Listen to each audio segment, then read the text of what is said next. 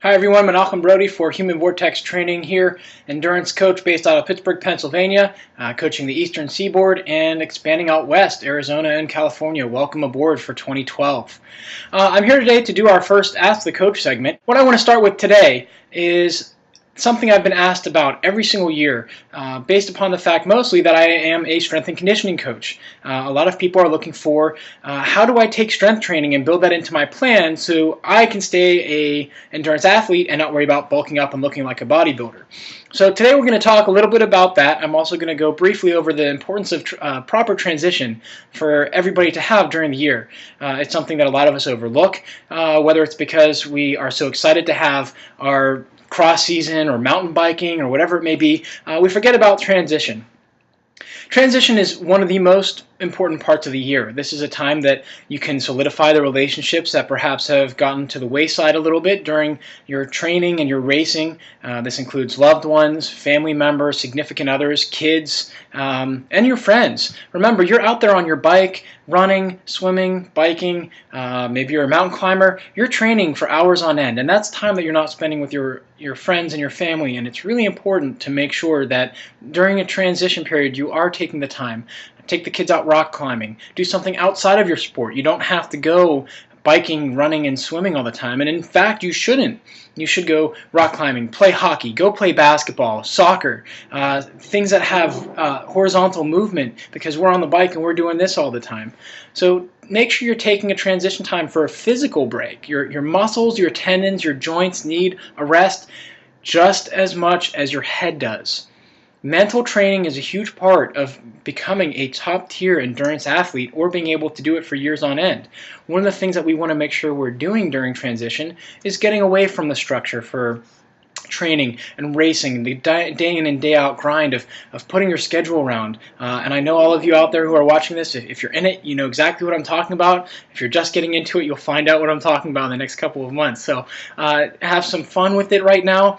If you're working with a coach, which I hope you are, isn't giving you a structured training regimen for this time period, don't go out and make your own. The reason that we as coaches don't give you the structure is because we want you to have a break from that. Just like summertime from school when you were a little kid, and who didn't love that? We're always looking forward to it, right? So transition is a really important part. Maybe kick back with a nice cup of coffee, a good book. It can be a training book, that's fine. Increase your knowledge about what you're doing out there. But make sure you are taking a transition period between 2 and 7 weeks. 7's really long, but I do have some athletes that raced collegiate cycling, which began the 2nd or 3rd week of February, and they raced all the way through cross in August with a short down period of 7 to 14 days in July, August there. So make sure you're taking enough time off as is appropriate for the length of your season, the intensity for which you trained, and also for the amount of time you put in on the bike or in sport. So on to base training with strength. Where do we want to start? Well, again, we want to go unstructured. However, to stay in the gym 3 to 4 days a week is very good.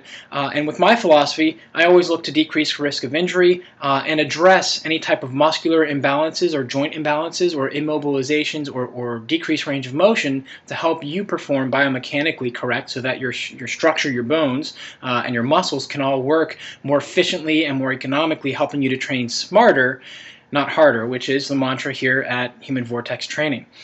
So where do we want to start? That's a really good question. A lot of us think light weights, basic exercises, and you're on the right track. But one of the things we really want to make sure we're doing is we're starting to fire and utilize the muscles that don't get used quite as much during our in-sport training. So we're on the bike, we're running, we're all vertical all the time. We need some horizontal movement. So what we want to do is we want to work on the areas that get tight and again, those horizontal. So our AB and AD ductors of our hip are very important, and naturally we should have a huge range of motion about our shoulder and our hips based upon the fact that they're the two ball and socket joints in the body. The problem is that as an endurance athlete, we're spending a lot of time in a closed-off position or doing a catch and pull coming up and over. So we're very front dominant, not to mention that there are mirror muscles. So of course we like to look in the mirror and say, damn, I look good today. What's on the back side, though, is just as important, if not more so. So When we start our strength training here at Human Vortex Training with all of the athletes, we always go back to basics. I have had a lot of individuals the last couple of years who have had some issues with their hamstrings, glutes, and lower back.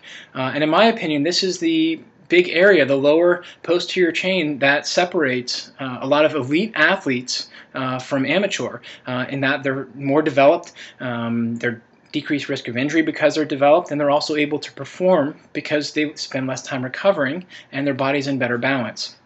So a couple basic exercises, and I'm just going to go over them right now. I'm hoping to post a couple videos here in the next couple of days and weeks of each of these exercises. I already do have the Blackburns exercise on the stability ball up on the Facebook page, which is Human Vortex Training, and that is a group, and there's also a coach page. So be sure to check that out for the Blackburn, which is a series for your shoulders. The other series for the shoulders that I like to start most individuals with are the Ys, Ts, Ws, and Ls. So we have Y, T, W, and then the L's are at the side, so external rotation. These are very important because it's going to fire and isolate the 4 rotator cuff muscles. Yes, there are 4 rotator cuff muscles of the shoulder, and those help keep the shoulder back and down. And all of us, especially those of us who sit, the pectoralis major, pectoralis minor tend to get tight. They pull us down and forward, and creates poor posture and imbalances at the back. So what do we want to do is we want to work the supraspinatus, infraspinatus, teres minor, and teres minor major, and subscapularis. So technically the 4 rotator cuff muscles are the supraspinatus, infraspinatus, teres minor, and subscapularis. So these are really important to balance out, especially for triathletes and cyclists, since we're stretching those muscles out most of the time on the bike and on the swim, and yes, in the run too.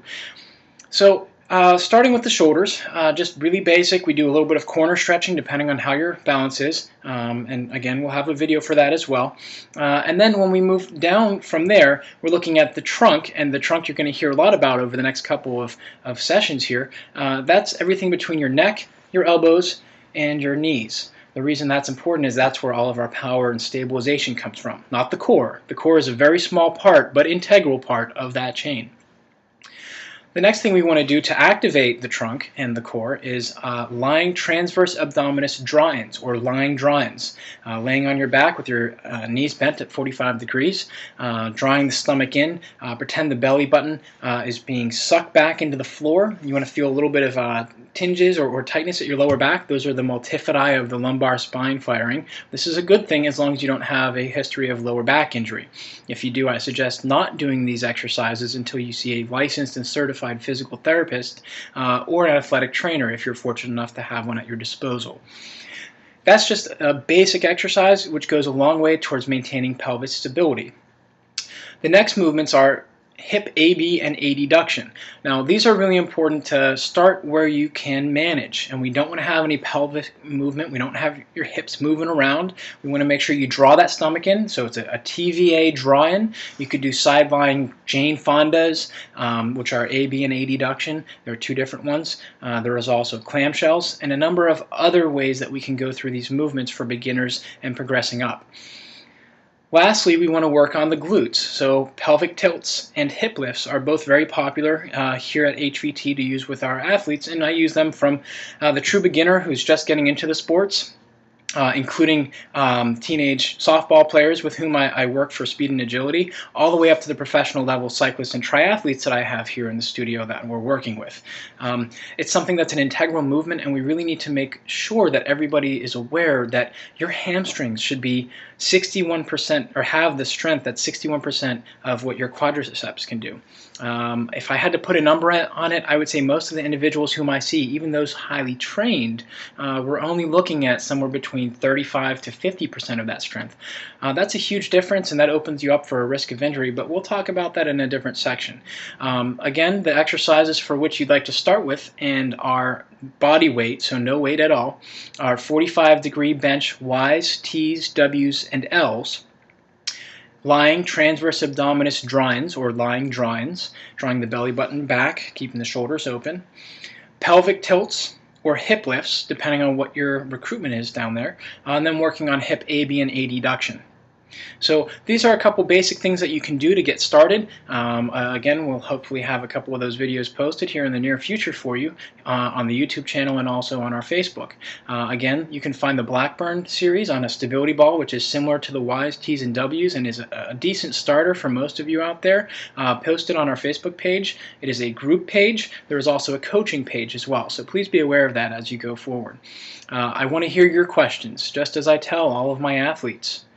I'm not here for myself. I'm not here because I want to be the best coach in the world. I'm here because I enjoy helping you, yes you, right there, staying injury-free and outdoing the sport and lifestyle that you choose. I want to have every single athlete that I train, every single person that I talk to or give a little bit of knowledge to decrease the risk of injury while increasing their ability in their sport.